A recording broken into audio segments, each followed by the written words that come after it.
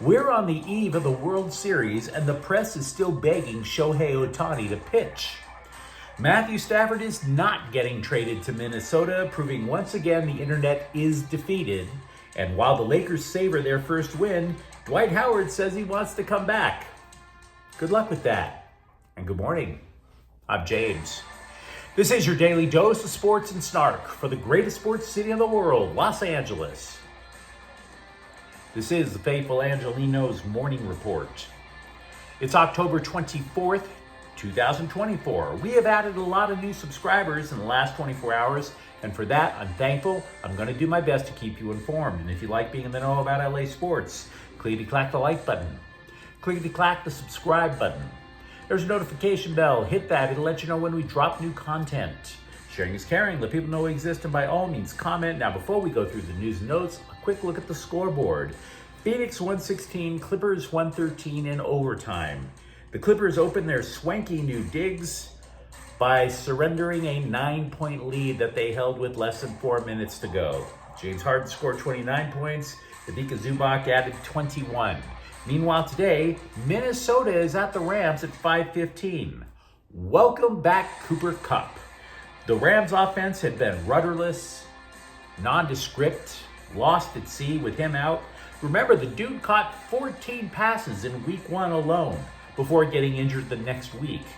On defense, by the way, the Rams will need a new play caller. Linebacker Troy Reeder is out. San Jose is at the Kings at 7:30. Welcome home, finally, after that 7-game season opening roadie. Question for you. Are the Kings only good against terrible hockey teams? On that road trip, they beat lousy teams in Anaheim, Buffalo, Montreal. Other than that, but what do you say we get to the news? Game 1 Dodgers starter Jack Flaherty said he is aware that his command and velocity have been inconsistent in the second half of the season, i.e., since the Dodgers acquired him from Detroit. He's still blaming his mechanics. He told the Scribes, quote, "It's usually just timing. Sometimes you just start pushing the ball, or your arm gets kind of lost in space and you don't get the same drive behind it, or for me, my lower half gets a little off a little bit."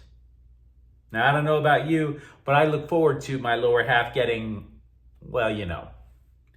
But of course, the sports writers en masse could care less about who's actually going to pitch for the Dodgers. They're still asking about people who won't pitch for the Dodgers, like they're trying to will it into existence. A month and a half after LA Times columnist Bill Plaschke foolhardily pleaded for it first.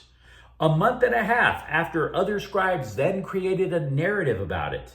And most importantly, a month and a half after the Dodgers manager, the Dodgers coaching staff, the Dodgers training staff, and the Dodgers front office said, "Are you out of your mind? He's not pitching." And USA Today asked if Shohei Ohtani was going to pitch in the World Series. So well done, scribes. Well done. Can't take no for an answer. Me too. Hashtag me too. Can't take no for an answer. And I will tell you that when I saw that USA Today was publishing a story about whether Shohei Ohtani was going to pitch, I kind of cringed because I have a friend who works for the sports staff over at USA Today, covers baseball. I was praying that I didn't see his byline because I would have lost all respect for the guy. Thankfully, it wasn't him. And frankly, I also think that Dave Roberts has lost respect for any scribe who brings it up. When he was asked if Shohei Ohtani was going to pitch, he replied, quote, "He is not, thank you for asking," unquote. Which I suppose is the new "bless your heart," which at one time was the new "are you effing stupid" response. For reals, will Shohei Ohtani pitch this year is becoming the "when will you stop beating your wife" question among sports writers. And yes, for all of this stupidity, which has gone on for a month and a half, literally all the way up to the day before the World Series, I still blame Bill Plaschke. Bless his heart. Yesterday, when we were talking about the Rams, I mentioned how one scribe, Mike Florio, he's the Weasley-looking guy on Sunday Night Football, the pregame show, how he was irresponsibly thinking off the top of his head, and that led to a flurry of internet rumors about an imminent trade. Rams quarterback Matthew Stafford, yes, it was going to happen any minute now, off to Minnesota. Like literally, Stafford was going to get tapped on the shoulder and head to the visitors' locker room for tonight's game. I was telling you guys yesterday that it was all baseless trash. There were no sources. Florio was just pulling something out of his butt. Well, Ben Gosling of the Minneapolis Star-Tribune said that he called his sources from within the Vikings front office, and then he tweeted, quote, "Source said there's zero truth to the idea the Vikings are trying to trade for him," unquote. And by the way, I'm very sure that there was zero desire that Gosling had to make those calls. But he had to make those calls. And why? Because so many Vikings fans were on the internet, saw the rumor, blew it up. Everybody started calling the Star Tribune. And next thing you know, his boss is like, look, we know this is internet trash, but could we just refute it for once and for all? So consider Stafford to the Vikings, as they say in politics, debunked. And the internet remains defeated. The Rams also started two rookies on the offensive line Sunday, which is a little distressing when you remember that the team invested heavily in the O-line, specifically to make sure something like that wouldn't happen. Well, don't be surprised if it happens again tonight. Former USC Lion Justin Dedich might get the start again at right guard. You might be noticing that we're talking a lot so far about people, scribes, trying to wish fantasy into reality, right? Well, speaking of trying to wish the impossible into the real world, Dwight Howard again went to the press to ask the Lakers for a job. He told the New York Post he would, quote, definitely go back, unquote, to LA. You know, the problem with that, there's something that you can't go back on. Time. You're 38. You're 38, dude. You were so far past your prime when you got your ring in the COVID bubble. You were so old. You were in the target group for people who could have died from COVID. You had aside from trying to chase that ring, you had no reason to be in that bubble in the first place. It's 4 years after the fact, and now you're begging for a job. But I will say this, Dwight, congratulations on getting your sexual assault lawsuit dismissed. That's one court where you still have a chance at winning. I mean, I don't even really hate Dwight Howard, but there's a time to hang it up. I remember how he once, when he was in his prime and how he was saying that personal allegations about who he was having sex with, he replied that, quote, where I lay my wood is my business, unquote. And that's true. So if you're still looking for a job, Dwight, might I suggest a Home Depot, where they're always hiring and you can lay all the wood you want there, but boom. Speaking of Lakers who are actually on the team, lost in the hype over Bronny James, first-round pick Dalton Knecht scored 5 points and 2 for 4 shooting from the floor in his pro debut. He also sank a three-pointer. The dude played 16 minutes.